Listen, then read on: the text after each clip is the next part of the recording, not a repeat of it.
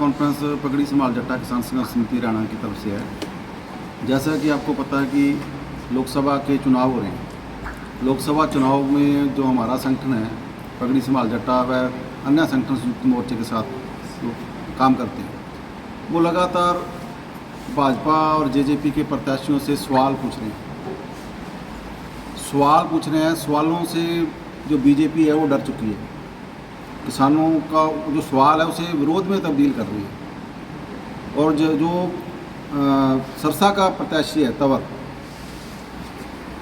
वो इतना डरा हुआ है कि वो हमें धमकियां भेज रहा है, क्योंकि करनौली से हमने जो शुरुआत की थी सवाल पूछने की, तो वो हमें टारगेट इसलिए कर रहा है कि वो समझ रहा है कि बड़ी ज़्यादा जगह पर जो हमारे संगठन के साथियों ने सवाल किए। तो तंवर के किसी साथी ने हमारे साथियों से को बुलाकर ये कहा कि आपके 200 साथी जो है हमने चयनित कर लिए, निशानदेही कर ली, और जो आपका प्रधान है मनदीप नथवान, तंवर उससे बहुत खफा है। बीजेपी सरकार है जो उसे निशाने पे लिए हुए हैं। मैं तो आपको भाईचारे तौर पे बता रहा हूँ कि आपका नुकसान ना हो। हम आपके आर्म लाइसेंस भी रद्द करेंगे, जेल भी भेजेंगे, आपके पासपोर्ट भी रद्द करेंगे, चुनाव के बाद भी करेंगे। आप एक सीट हरवा लोगे हमें सरसा वाले, तो उससे क्या होगा? मान लो हार से बुखलाया तंवर, अशोक तंवर धमकियों पे आ गए, वो हमें जेल का भय दिखा रहा है। यहाँ तक कि प्रशासन के कुछ बड़े अधिकारी वो भी प्रशासन का काम ना करते हुए भाजपा के कार्यकर्ता बने हुए हैं, वो भी किसानों को टारगेट कर रहे हैं। तो जो सवाल है हमारे, उनका जवाब देना चाहिए था। जवाब देने की बजाय धमकियां आ रही है। तो हम आपके माध्यम से यहाँ के प्रशासन को, चुनाव आयोग को एक शिकायत भी भेजेंगे, इसकी जांच करा ली जाए किस बिहेव पे हमें वो धमकी दे रहा है, कैसे हमें वो जेल में भेजेगा। जेल से कभी ना तो कोई आंदोलन रुके हैं। इतिहास है कि जितना भी दमन करोगे उतने ताकत के साथ लोग लड़ते हैं। तो भाजपा का जो हशर है, आपने देखा कि 2019 में मोदी का एक जादू था जिसमें पुलवामा कांड किया, जिसका फ़ायदा लिया, जिसकी आज तक जांच नहीं हो पाई। वो ठीक था कि इन्होंने साजिश से करवाया। तो अब कोई मोदी की लहर नहीं है, मोदी सारे देश में हार रहा है। मोदी की हार से बौखलाए भाजपा के लोग हमें धमकियां दे रहे हैं। धमकियां से हम डरेंगे नहीं, तंवर से सवाल भी करेंगे, जैसे रणजीत चौटाला से सवाल किए जा रहे हैं। जैसे कल हमने दुष्यंत के भाई को लोगों ने गांव में नहीं घुसने दिया, तो वो अब उन्हें लोकतंत्र याद आ रहा है। आपने देखा भी खट्टर जो पूर्व मुख्यमंत्री है, वो कहता है भी लोकतंत्र में हम अपनी बात कहने का हमें अधिकार है। अब उन्हें लोकतंत्र याद आ रहा है। जब किसान यही बात कह रहे थे कि हमें दिल्ली जाने दो, हम अपनी बात कहना चाहते हैं, तब उसे वो लोकतंत्र की हत्या कर रहे थे। अब वो लोकतंत्र की दुहाई दे रहा है खट्टर भी। करनाल के अंदर कितना विरोध हुआ उसका, खट्टर का। जो सीएम जो अपना मुख्यमंत्री है हरियाणा का भी, नायब सैनी, वो रतिया के अंदर आता है, वो किसानों को उपद्रव भी बोलता है। हमने दरखास्त दे रखी है थाने के अंदर, उस पर कोई कार्रवाई नहीं। और ये शरेआम मान लो भाजपा है जो धमकाने का प्रयास कर रही है। तो हम आपके चैनल के माध्यम से सब साथियों से भी निवेदन करेंगे कि हमने भाजपा के इन सवालों का सवाल करने, किसी जेल से, किसी मुकदमे से हम नहीं डरेंगे, क्योंकि लोकतंत्र में हम अपनी बात कह सकते हैं। तो लगातार जो है भाजपा हार की तरफ बढ़ रही है और डराने के प्रयास किए जा रहे हैं। तो इसकी उच्च जांच भी करा ली जाए, क्योंकि हमें पता है ये जांच नहीं कराएंगे। जो अफसरशाही है इनके दबाव के नीचे है, जो कोई जांच भी नहीं करवाएंगे, क्योंकि हमने जो मुख्यमंत्री की दरखास्त दी उस पर भी कोई जांच नहीं करवाई। यहाँ तक कि मैंने एक 22 तारीख की एक दरखास्त रतिया एसडीएम के माध्यम से भेजी हुई है। उसको रतिया का एसएचओ रोक के बैठा हुआ है, क्योंकि वो एसएचओ नहीं रोक के बैठा है, बड़े अधिकारियों सरकार के इशारे पे वो मेरी दरखास्त को रोका हुआ उन्होंने, ताकि एक दबाव बनाया जाए, कैसे इनको परेशान किया जाए। अब इस रास्ते पे आ गए हैं कि वो इतनी कायर लोग हैं कि वो हमें धमकी विचार भेज रहे हैं। तो यहाँ का जो अशोक तंवर के खिलाफ हम बड़ी लड़ाई देंगे, आंदोलन का रास्ता भी अपनाएंगे। 10 मई को फतेहाबाद के अंदर एक किसानों और मजदूरों की बड़ी पंचायत कर रहे हैं, जिसमें मोर्चे के बड़े आगू बलबीर सिंह राजेवाल, कुलवंत सिंह संधू, बूटा बुर्जगल, रुल्दू मानसा, सुरेश कौथ, चुड़ूनी साहब से भी बात करेंगे। तमाम किसान नेताओं को हम 10 मई को फतेहाबाद के अंदर बुला रहे हैं, तो उसमें हम मंथन भी करेंगे और इनकी धमकियों का जवाब भी देंगे कि धमकियों से काम नहीं चलेगा। अब सत्ता जाने वाली है, सत्ता का डर सता रहा है इन्हें, तो ये धमकियों का जो डर दिखा रहे हैं, ये डर किसान मजदूर नहीं डरेगा, इसका हम जवाब देंगे बखूबी। आज की प्रेस कॉन्फ्रेंस का ये मुख्य एजेंडा था। हम ये बात सब लोगों से शेयर करना चाहते थे कि हमें जेल भेजने की जो धमकी तवर दे रहा है वो बाज आ जाए। तवर की धमकी से हम नहीं डरेंगे, तवर को ज़्यादा विरोध का सामना करना पड़ेगा। यदि हमें वो जेल भेजने का उसको चाव है, भेज के देख ले, ज़्यादा लोग उनका विरोध करेंगे, ज़्यादा लोग उनसे सवाल करेंगे। कभी भी कोई आवाज़ जेलों से नहीं दबाई जा सकती। ये घटिया काम यहाँ का भाजपा का उम्मीदवार कर रहा है और भाजपा सारी कर रही है। नितवान जी, जैसे आपने धमकी का जिक्र किया है कि आपकी यूनियन को धमकियां हैं वो आ रही हैं, तो वो किसके थ्रू आ रही हैं और वो आदमी कौन है? अशोक तवर का को खास आदमी है, उसका नाम नहीं लेना चाहते क्योंकि कई बारी प्रशासन पूछ लेगा तो हम बताने के लिए तैयार हैं। तो उसने हमारे साथियों को से रूबरू होके ये बातें कही है। मान लो ये सुनी सुनाई बातें नहीं कर रहे हैं, ये प्रेस के माध्यम से हम यहाँ के प्रशासन को, चुनाव आयोग को भी ये मैसेज देना चाहते हैं कि आप इसकी उच्च स्तरीय जांच करवा लें। और तवर के आदमी ने हमें धमकी तवर ने अपने आदमी के माध्यम से हमें धमकी भेजी है, इसकी पुष्टि हम कर देंगे। आप लोगों ने कोई इसके लिए प्रशासन को सूचित किया या कोई FIR? आज अभी हम देंगे, DC जो यहाँ का चुनाव का मुखिया है उसे हम अपना मांग पत्र भी देंगे तवर के खिलाफ, और तवर के आदमी तवर के खिलाफ भी हम एप्लीकेशन देंगे, क्योंकि वो तो हमें शरेआम धमका रहा है, शरेआम हम गुंडागर्दी कर रहा है।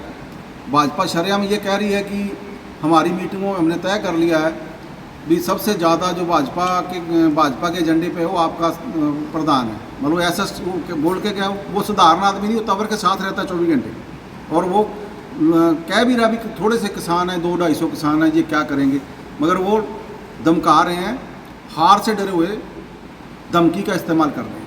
अब तक आपकी कितनी किसान साथियों को धमकी मिली है? अभी हमारी जो संगठन है, हमारी यूनियन के 2 नेताओं को मिलके उन्होंने कहा कि 200 आदमी हमने आपके चयनित कर रखे हैं और जेल भेजेंगे, आपके लाइसेंस रद्द करेंगे, पासपोर्ट रद्द करेंगे, और आपका प्रधान हमारे निशाने पे है पार्टी के। और ऊपर से उसने ये बात की, तो मैं तो आपको भाईचारे तौर पे ये बात बता रहा हूँ, अंदर की बात है, अंदर में जो मीटिंगों में चर्चा हो रही है वो आपको बताई है। तो हमें वो एक किस्म की खुल्लम खुली धमकी दे रही है बीजेपी। आप लोग बैठकर चर्चा क्यों नहीं कर रहे हैं? क्यों लोग आप विरोध पे उतरे हुए हैं? उन्होंने कई बार बातचीत का, सरकार ने भी और प्रशासन ने भी कोशिश की है कि आप लोग बैठे एक टेबल पे, एक मंच पे बैठे और बातचीत करें। हम आपके चैनल के माध्यम से बीजेपी को ये चुनौती देते हैं, बैठ के बात कर लें।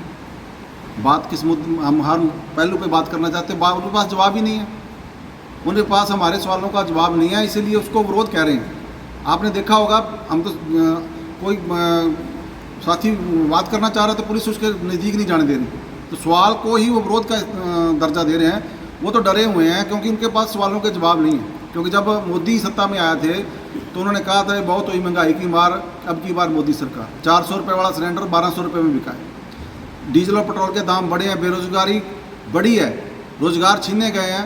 स्थायी रोजगार मिलता था फौज के अंदर, वो अग्निवीर योजना लागू कर दी, जो रोजगार छीन लिए गए लोगों के।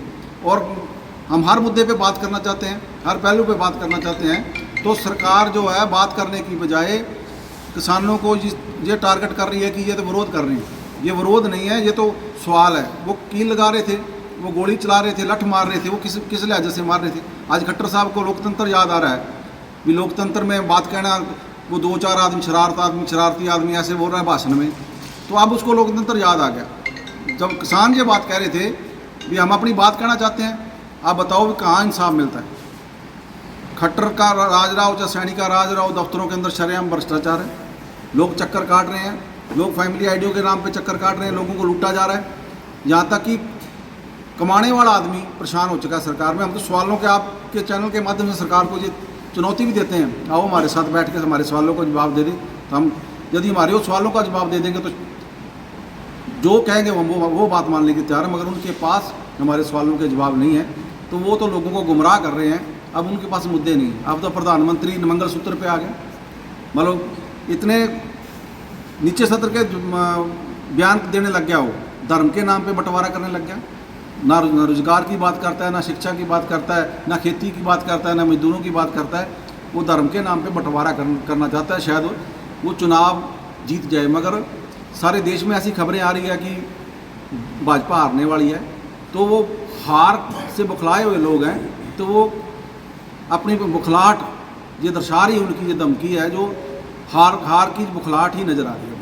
लगातार बीजेपी नेताओं के बयान भी अक्सर सुर्खियों में बने हुए हैं कि ये लोग किसान नहीं हैं, ये पार्टियों के ही वर्कर हैं। देखिए, सबसे पहले तो मैं आपके चैनल के माध्यम से सब लोगों को बताते हैं, जो हमारा संगठन है पगड़ी समाल जट्टा किसान संघर्ष समिति रहा, ये गैर राजनीतिक संगठन है। हम राजनीतिक तौर पे लोगों को चेतन करते हैं, भगत सिंह के विचारों की राजनीति करते हैं। वो कौन लोग होते हैं हमें बताने वाले? हमने राजनीति करनी है कि नहीं करनी है, हमने चुनाव लड़ना कि नहीं लड़ना, हमने किसको वोट देनी है, ये बीजेपी थोड़ा तय करेगी, ये हम तय करेंगे।